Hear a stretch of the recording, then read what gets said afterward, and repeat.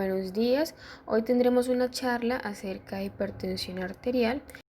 En la hipertensión arterial tenemos que la mitad de los pacientes que es hipertenso desconoce que lo es.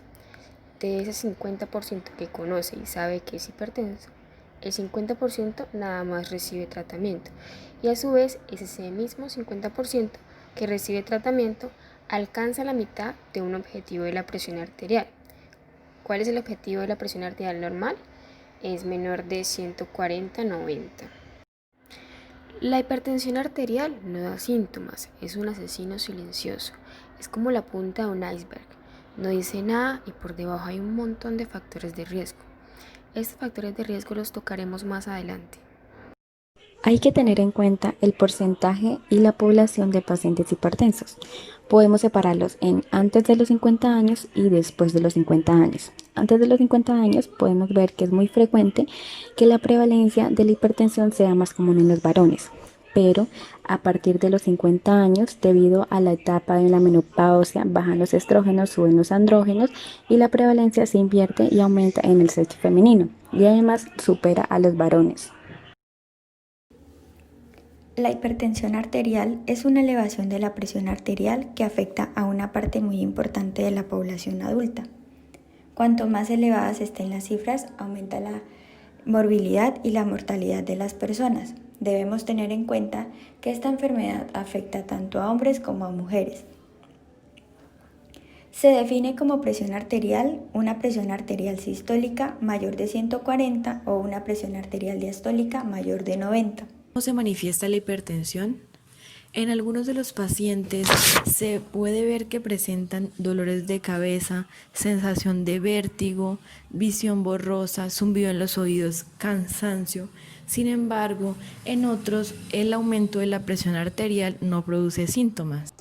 En cuanto a los factores de riesgo, encontramos unos no modificables, es decir, que bien sea nacimos con ellos o que no podemos hacer nada para cambiarlos, pero hay otros que son modificables y que dependen netamente de nosotros, de hacer cambios para el bienestar y salud nuestro. En cuanto a los no modificables, encontramos la edad, el sexo, la raza y la historia familiar. En la edad, según Ávila 2010, un estudio publicado en la revista Cielo nos relata la existencia de una relación directa de la presión arterial con la edad, siendo pues más prevalente en las personas mayores de 65 años. En cuanto al sexo, la prevalencia es semejante entre hombres y mujeres, pero es más elevada en los hombres hasta los 50 años y a partir de esa edad pues es más elevada en las mujeres. En cuanto a la raza, la hipertensión arterial es 2 veces más predominante en individuos negros según investigaciones realizadas. La historia familiar, el riesgo es mayor si existen antecedentes familiares tanto de hipertensión o de enfermedades del corazón y su riesgo es aún más alto si un pariente cercano murió joven por un ataque al corazón. En factores modificables encontramos la obesidad, el sedentarismo, el tabaquismo, el consumo de alcohol, los factores socioeconómicos, la ingesta de sodio, el estrés. En cuanto a la obesidad, el exceso de peso se asocia con mayor predominio de la hipertensión arterial desde edades jóvenes y que en la vida adulta, incluso entre individuos no sedentarios, pues que tengan una mayor predisposición a aumentar de peso, resultando en un mayor riesgo de desarrollar la hipertensión y otras patologías. Por esto, la importancia de alimentar y enseñar a nuestros hijos a alimentarse saludablemente. Además, esto nos lleva a un envejecimiento no exitoso. El tabaquismo pues es la mayor causa de mortalidad por problemas cardiovasculares del mundo, aunque pues el cese del hábito de fumar no disminuye los niveles de la presión arterial, el abandono es la medida más efectiva para la reducción de los riesgos de problemas cardiovasculares.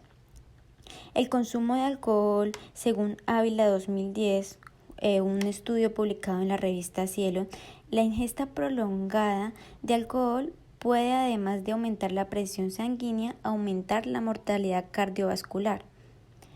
Los factores socioeconómicos, como las diferencias socioeconómicas, tienen un papel muy importante en la vida de las personas, pudiendo determinar sus condiciones de salud, pues aquellas con mejores condiciones tienen mayor acceso a las informaciones, mejor entendimiento de la condición clínica y mayor adherencia al tratamiento. Según estudios, hay tasas más altas de enfermedades cardiovasculares en grupos con niveles socioeconómicos más bajos.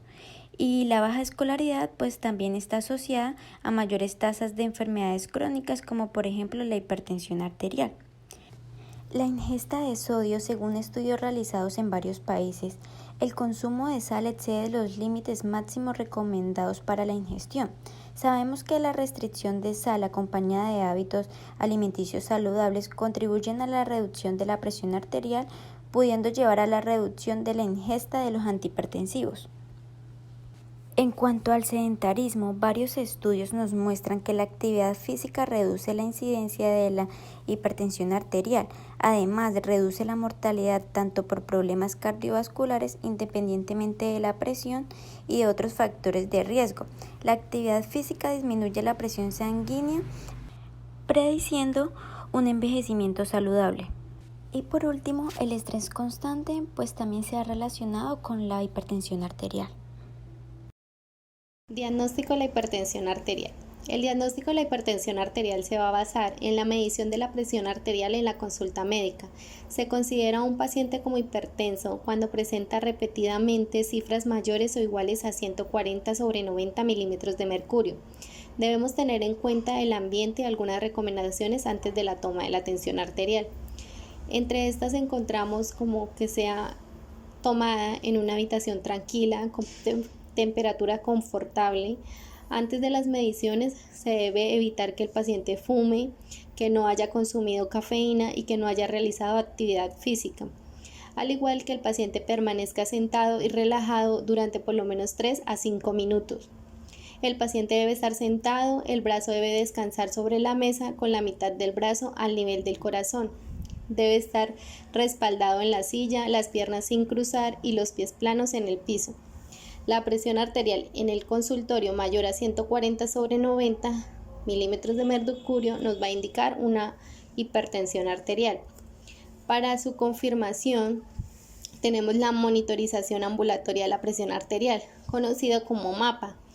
Actualmente, además de las mediciones de la presión arterial en la consulta, existen otros 2 tipos de mediciones de la presión arterial que tienen importancia en el diagnóstico y también en el pronóstico de la hipertensión arterial. Entre estas, como ya les dijimos, el MAPA y los autocontroles domiciliarios. Las causas que aumentan la probabilidad de adquirir la enfermedad de la hipertensión arterial son ser mayor de 35 años, tener un incremento del peso corporal, que alguien de la familia tenga la enfermedad, la ausencia de la actividad física o el ejercicio o el fumar. Pero ¿de qué manera podemos detener este proceso? Pues con la prevención, y este se hace a base de una alimentación baja en sal, que es alrededor de 5 gramos al día, lo recomendado.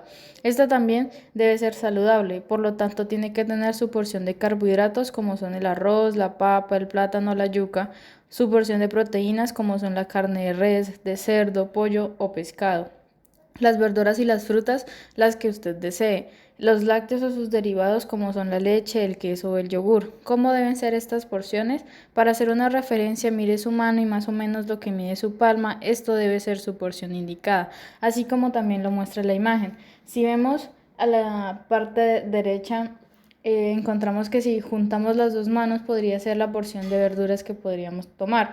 Si miramos el puño, es lo que tenemos que comer en cereales, la palma de la mano, las carnes, las verduras y lo que menos podamos consumir en aceites. Además de la alimentación, es importante combinarla con el ejercicio. Este debe realizarse de 3 a 5 días a la semana, por lo menos 30 minutos al día.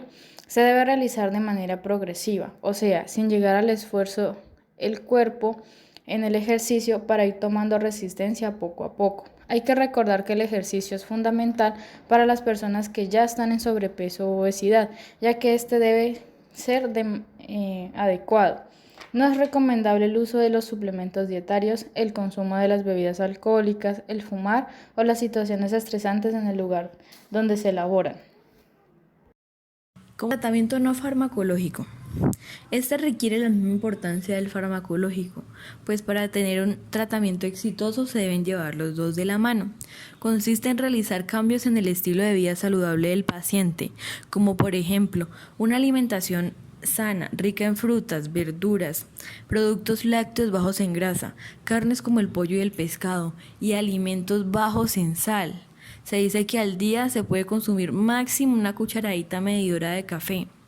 Realizar actividad física durante por lo menos 30 a 45 minutos al día, mínimo durante 5 días de la semana. Mantener un control del peso de acuerdo a la talla o estatura del paciente. No fumar ni consumir alcohol son los pilares fundamentales del tratamiento no farmacológico de la hipertensión arterial. Manejo farmacológico. Recuerda siempre saber cómo se llaman, cada cuánto debe tomarlos, qué son y para qué sirven. Leer bien el prospecto y seguir sus indicaciones. Pregunta si tiene alguna duda. Si las instrucciones indican que tome una pastilla 4 veces al día, no tome 2 pastillas 2 veces al día, no es lo mismo. Tome el medicamento exactamente como lo hayan recetado. Si se encuentra peor después de tomar un medicamento, informa al médico de inmediato. No comparta nunca un medicamento que le hayan recetado con otra persona. La fórmula médica es individualizada. Pregunta si el medicamento tiende a afectar las tareas cotidianas o qué efectos puede ocasionar. Identifica siempre la concentración del medicamento y no olvides mantener los medicamentos en lugares frescos y en su respectivo empaque. Cuando se hace un diagnóstico de hipertensión, muchas veces se olvida de las otras enfermedades que puede traer. Se debe saber que la hipertensión es un enemigo interno que actúa de forma solapada, produciendo pocos síntomas y muchas veces cursa de manera asintomática. Así que cuando se diagnostica la hipertensión no se puede olvidar de las complicaciones que trae. Es por esto que debemos conocerlas. Así vamos a exponer las 4 principales complicaciones que tiene la hipertensión. Primero, existe la urgencia y emergencia hipertensiva. Después tenemos la cardiopatía hipertensiva y nefropatía hipertensiva. Finalmente tenemos la retinopatía hipertensiva. ¿Qué es urgencia y emergencia hipertensiva? Son aumentos bruscos de la presión arterial, casi siempre por encima de los 220 a 130 milímetros de mercurio, acompañada de trastornos de los órganos diana, es decir, que puede o no afectar órganos. Existe la emergencia hipertensiva. Estos pacientes se ingresan en salas de cuidados intensivos ante el grave riesgo de muerte que presentan a causa de hemorragia cerebral, infarto, edema pulmonar, esto es decir, digamos, como líquido en los pulmones, aneurisma disecante de la aorta, que es una dilatación que puede romperse y producir una hemorragia masiva fatal. Y por último tenemos la urgencia hipertensiva, que son pacientes con cifras tensionales elevadas que pueden estar asintomáticos.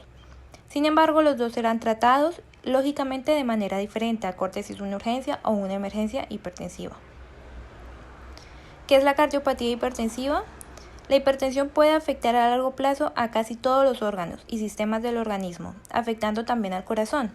El corazón es una bomba que envía la sangre a todos los tejidos. Cuando trabaja con hipertensión se contrae con más fuerza, lo que origina dilatación e hipertrofia. ¿Qué significa esto? Pues esto significa un aumento del tamaño del corazón. Esta complicación puede llevar a la muerte si no se lleva adecuadamente desde sus inicios, ya que también conduce a otras complicaciones como el cor pulmonar, que se refiere a la alteración de la forma y función de una parte del corazón llamada exactamente ventrículo derecho. ¿Qué es la nefropatía hipertensiva? Es el daño de los riñones producido por la hipertensión. Se produce cuando los riñones son incapaces de eliminar las sustancias de desecho del metabolismo y estas aumentan en sangre. Finalmente, ¿qué es la retinopatía hipertensiva? La retinopatía hipertensiva es una disminución de la agudeza visual y ceguera en personas con hipertensión arterial. Se diagnostica mediante un fondo de ojo.